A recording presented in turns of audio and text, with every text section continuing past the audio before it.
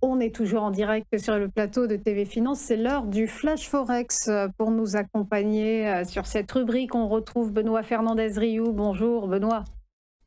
Bonjour Roselyne.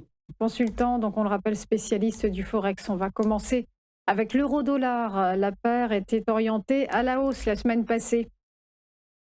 Tout à fait, on est effectivement à la hausse sur la semaine passée et on continue ce matin à progresser vers le haut. En fait, en réalité, on est dans un canal horaire haussier depuis une semaine et donc là, ce que vous voyez à l'écran, c'est le canal baissier de fond en fait sur le daily, sur le quotidien.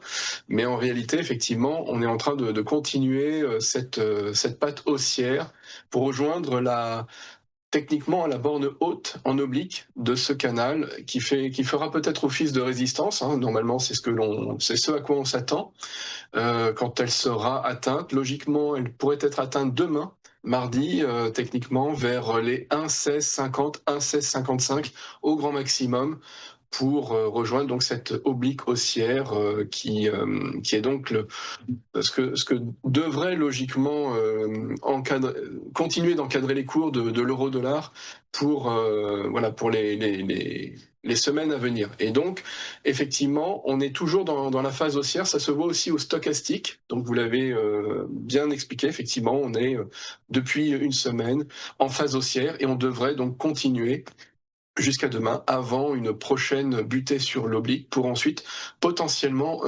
reprendre une phase baissière ou à minima être stoppé pendant un temps sur les 1,1650 environ.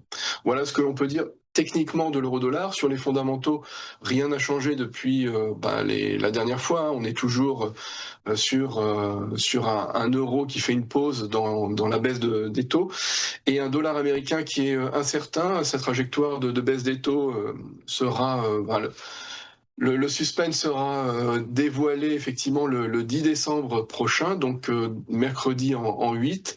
Donc pour l'instant, on va rentrer dans une zone attentiste. La volatilité risque de s'écraser d'ici mercredi 10 décembre prochain. Et après, on aura aussi la Banque centrale européenne qui, le 18 décembre, donnera son verdict, mais là, on s'attend vraiment à un statu quo, tandis que la Fed, on est toujours sur des probabilités un petit peu incertaines. Ces derniers temps, on était à 50-50, c'est un petit peu remonté sur une baisse de taux, pour la baisse des taux, en faveur de la baisse, mais rien n'est acquis. Comme vous le savez, Jean-Paul est en suspens, il pourrait marquer un petit dernier acte de résistance avant la fin de son mandat.